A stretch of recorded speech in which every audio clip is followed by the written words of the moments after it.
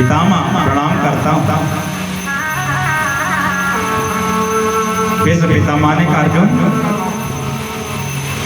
अपने सारथी को लेकर के नहीं आए क्या? अर्जुन ने भगवान को इशारा किया, भगवान सम्मुख आए। पितामह ने कहा अर्जुन इनको तुम जानते हो, ये कौन है? अर्जुन ने कहा जानता हूं। कौन? यम मन्यसे मातुल्यम प्रियम मित्रम सुहृदमं अकारोः सचिवं दूतं सौहार्दात् सारथिं। मेरे मामा के बेटा, मेरे बुआ के बेटा, मेरे साले भी हैं, मेरे मित्र भी हैं, मेरे साथी भी हैं। पितामह कहते हैं धन्य है प्रभु, आप अपने भक्तों के लिए कुछ भी बन जाते हैं। भगवान ने कहा पितामह युधिष्ठिर जी आपसे कुछ जानना चाहते हैं। युधिष्ठिर जी को बुलाया है भगवान ने। ये कहने पर युधिष्ठिर जी आकर प्रणाम करते हैं। पितामह ने कहा देखो केशव, जब तक मैं युधिष्ठिर जी को बताऊंगा तब तक तुम मेरे सामने ही खड़े रहना। सदैव देवो भगवान प्रतीक्षता, मेरी प्रतीक्षा करो। भीष्म पितामह के सामने युधिष्ठिर जी ने अपनी अभिलाषा रखी है। भीष्म पितामह ने कहा है देखो युधिष्ठिर, युद्ध करके जो कुछ हुआ उसमें तुम्हारा कोई दोष नहीं है। इस संसार में जो कोई आता है ईश्वर की इच्छा से आता है, ईश्वर की इच्छा से जाता है। सबका समय सीमित है, यहाँ तो सबको आना है तो सबको जाना है, इसमें तुम्हारा कोई दोष नहीं है, तुम निश्चिंत रहो। अनेकानेक उदाहरण दे करके युधिष्ठिर जी को समझाया है, निश्चिंत किया है। और भगवान से युधिष्ठिर भीष्म पितामह ने कहा केशव तुमको महाभारत के विषय में कुछ याद है?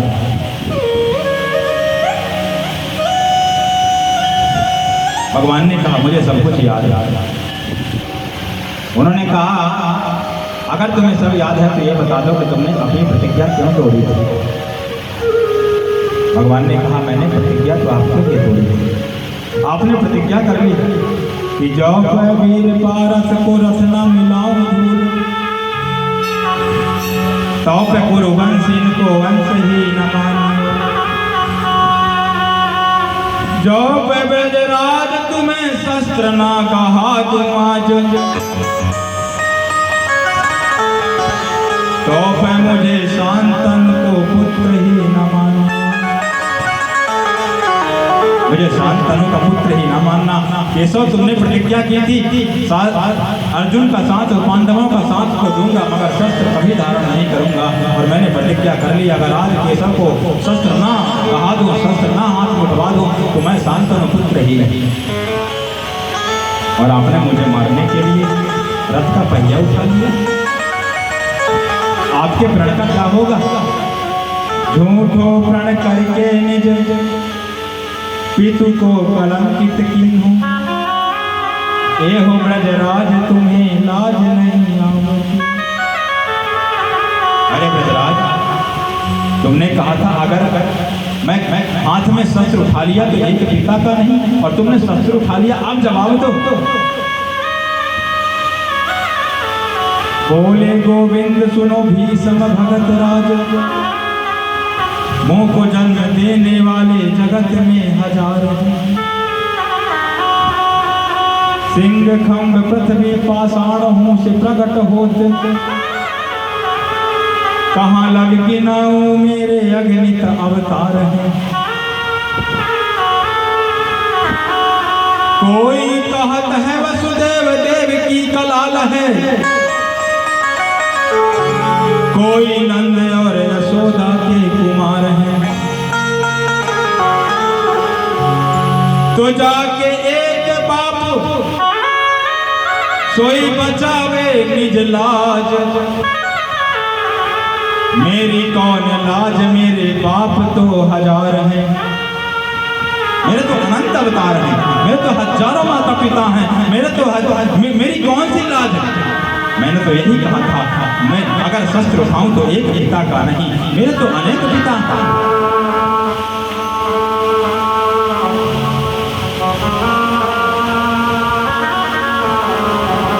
भगवान ने जब रथ का पहिया लेकर के दौड़े गदोत्तरीया, जैसे ही रथ का पहिया लेकर दौड़े तो भगवान का अंग वस्त्र भूमि पर गिर पड़ा। मानो पृथ्वी ने भी पूछा है भगवान से, प्रभु आप अपनी प्रतिज्ञा इतनी जल्दी भूल गए? आपने प्रतिज्ञा की थी कि मैं शस्त्र नहीं उठाऊंगा और आपने शस्त्र उठा लिया। तो मानो भगवान का अंग वस्त्र गिर कर आश्वासन देता है ये तो भगवान की लीला है। अपनो मान घटे घट जाए पर जन का मान ना टलते देखा। अपना अपमान भले हो जाए पर भक्त का मान कभी भगवान ने नहीं टलने दिया। आज अपने प्रण की रक्षा में भक्त का प्रण टूट जाएगा, इसलिए भक्त का प्रण रहना चाहिए, मेरा प्रण रहे चाहे ना रहे। इसलिए भगवान ने अपने भक्त के प्रण की रक्षा करने के लिए अपने प्रण को तोड़ा है। बाकी प्रभु ने जो प्रण किया है इस संसार से, इस पृथ्वी से राक्षसों का मैं संहार कर दूंगा, वो प्रण तो प्रभु का कायम रहेगा, बरकरार रहेगा।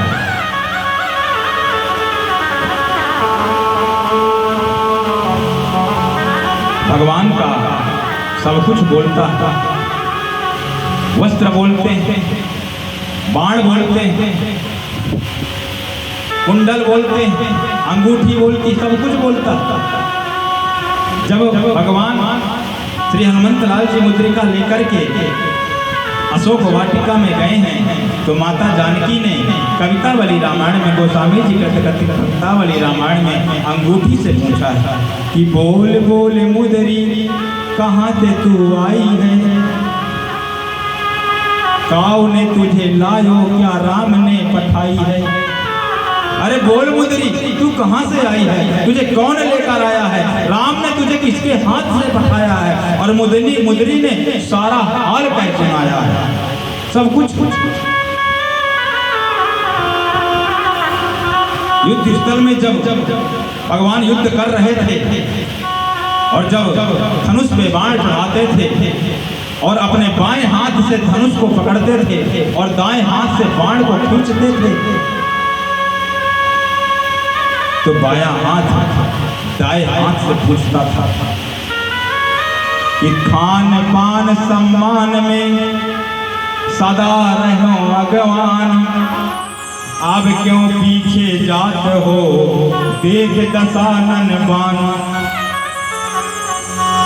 बायां हाथ दाहिने हाथ से पूछ रहा है, खाने में पीने में संतों के महंतों के अतिथियों का सम्मान करने में तुम सदैव आगे रहते हो और आज शत्रु बनकर दशानन सामने खड़ा है तो पीछे जा रहे हो। तो दाहिने हाथ ने बोला नहीं नहीं, मैं भाग नहीं रहा हूं, श्रवण न लगी मैं जात हूं, पूछन को एक बात एक एक सिर काटूं या सब ही एक ही साथ। दाहिना हाथ कहता है मैं भाग नहीं रहा, कान से पूछने जा रहा हूं कि एक एक सिर काटना है रावण के कि दसों एक साथ काट देने हैं। अब बताइए, पूछने के लिए कान के पास हाथ जा रहा है, मुंह के पास आना चाहिए तो कान के पास, यानी भगवान का सब कुछ बोलता है। तो गतोत्तरीय महाभारत के युद्ध में भगवान का अंग वस्त्र पृथ्वी को समझाने के लिए गिरा और समझाया उस अंग वस्त्र ने, ऐ पृथ्वी तुम घबराओ मत, भगवान अपनी प्रतिज्ञा कभी नहीं भूलते।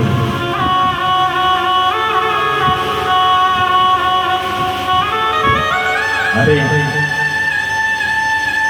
इस पिता माँ ने कहा प्रभु आपके चरणों में कोटि कोटि वंदन नमन। मैं इस धरा धाम से जाना चाहता हूं, मैंने संसार में सब कुछ देख लिया, मेरे जीवन में कुछ है ही नहीं।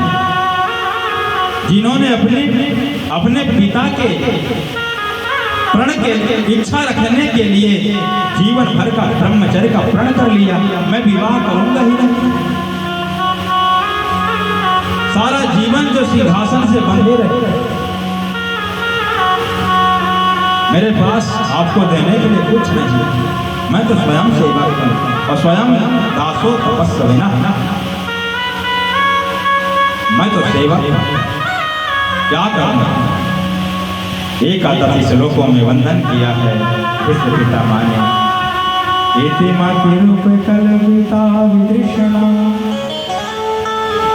भागवती सात्वत भुंगवे भूमि स्वसुखमुपगते क्वचिद्वहर्तुं प्रकृतिमुपैयुति यद्भवत्प्रवाहः। हे प्रभु, इति मति रूप कल्पिता विदृशना, मेरी ये जो बुद्धि थी इसे आप स्वीकार करो। वितृष्णा, इस बुद्धि में कोई तृष्णा नहीं है, कोई चाह नहीं है, अपनी कोई इच्छा नहीं है।